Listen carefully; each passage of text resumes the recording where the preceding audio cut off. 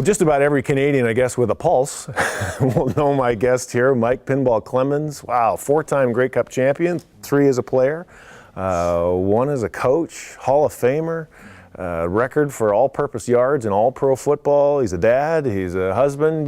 That's quite a resume you got there, guy. Well, when you see a resume like that, you can be assured of one thing, right? And maybe I'll put it in this context. I consider myself a turtle on a fence post. If you go home this afternoon or this evening and you see a turtle on a fence post, you can be guaranteed of one thing. That turtle didn't get there by himself, right? I'm not sure exactly the number, 25,000 all-purpose yards, pro football record. So all of those yards, like 1 yard at a time?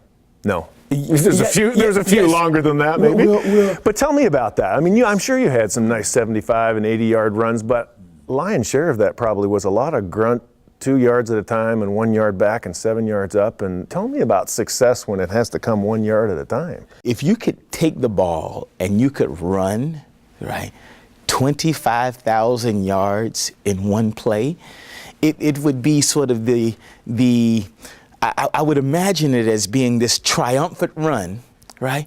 But it would literally take 2 hours, right? Yeah, everything be over, right? It really is the process. It's not the destination. That's how life is. Life is not a destination. We never get there. If you've gotten there, then that means you're bored, you have no dreams, you got no spice in life, you're not living. We should never get there in life, right? Life is a process, not a destination. And it really is that process to get there. Let me touch on some of your value propositions a little bit. One of the things you seem to touch on is this whole idea of, when I come to you with excuses or the victim, or the reason I missed the block or the reason that I didn't do well in school or whatever, and you don't seem to tolerate victim statements too much. What's that about? It's not so much not tolerating. You want to be understanding. The reality is I want to be practical, want to be sensible about it. We have a saying, no excuses, no regrets. And by that, I grew up to a single parent. My mom was 18 when she had me. We grew up in the projects. Her mom and grandmother died by the time she was 7 years old. She was raised by her great-grandmother, who went blind around the time I was born, my great-great-grandmother. And so she had an amazing responsibility at 18 years old. She not only had to take care of me as a single parent, she also had to raise or take care of the person who had raised her. But in that, she didn't make excuses. She knew excuses are just like belly buttons. Everyone's got one, and none of them are any good, right? So don't make excuses. When people say, well, what's the biggest obstacle you've ever had to overcome? When I think about the biggest obstacle I've ever had to overcome through growing up in the projects, a single parent, being a little man in a big man's game and transitioning from playing to coaching and all the different things that I've had, when I look at the biggest obstacle I've ever had to face, it's very simple. The biggest obstacle I've ever had to face, I see every morning when I brush my teeth, right? It's me. When I look in the mirror, I am my biggest obstacle. And when I get that, when I understand that there's no one that can be a greater obstacle to me than me to my success, I actually have a chance to do something much more productive. Tell me about your angle on, you talk about humility, but I'm interested in how you connect humility with leadership. So for instance, were there times, crucial parts of the game, where, the star of the team always wants the ball? So how do you go driving in the huddle and say, I want the ball?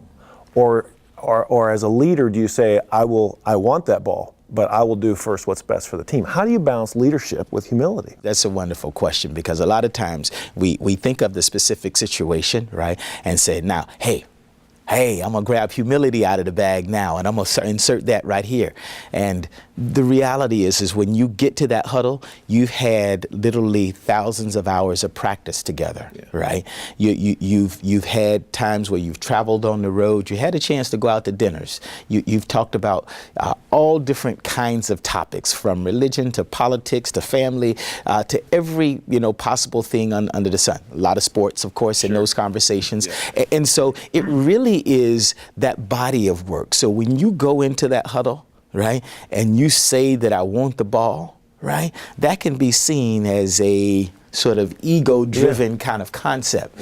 But when you have acted with humility over the course of 3 seasons, right? And you go in at that crucial time and you point out that you have an opportunity to make a play, right? They understand that this guy's not saying that because he's ego driven, because now there's a body of work that is there. So when we talk about these things, it's like we can also, oh, hey, let me pull out the humility card. I'm gonna play that one right now, right? Yeah. But you see, what humility does is it gives you a voice. When you're always talking, you're brash, you're arrogant, right? You know, people tend to tune you out. Right? But when you exercise humility, it actually gives you a voice. And then as we look at the deeper roots of leadership and what it looks like, it creates trust. Humility, right, creates trust in people. Okay. Final question for you. Yes. People wonder, where did the pinball name come from? I'll give you the extended version. I'll give you the remix. Yes, yes. So I went for 24 years without a nickname. Everybody tried to give me a nickname.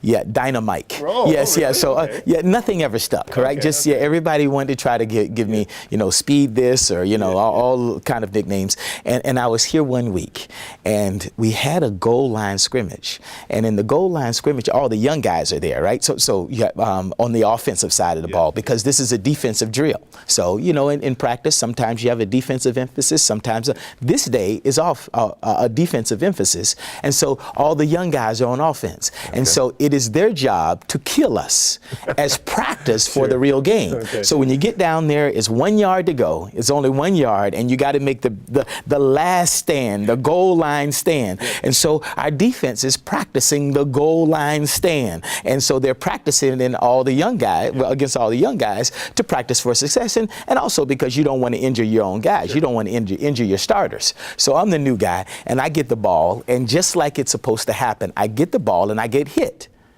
but I don't fall down, right? I bounce off and I run around the end and I score. And this, you think, is a good thing, but the coach isn't concerned about the rookie.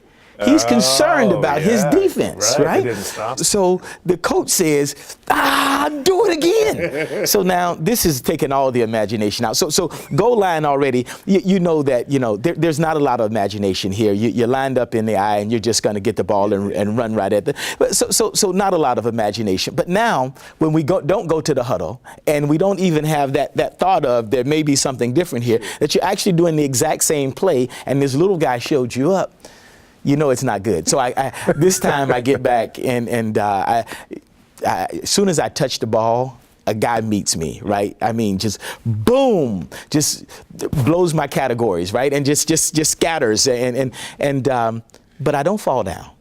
I ran around the other end and I scored again. He said, "You little guy, get out of my drill and do it again." Yes. So I never had to run the goal line scrimmage with the first defense again.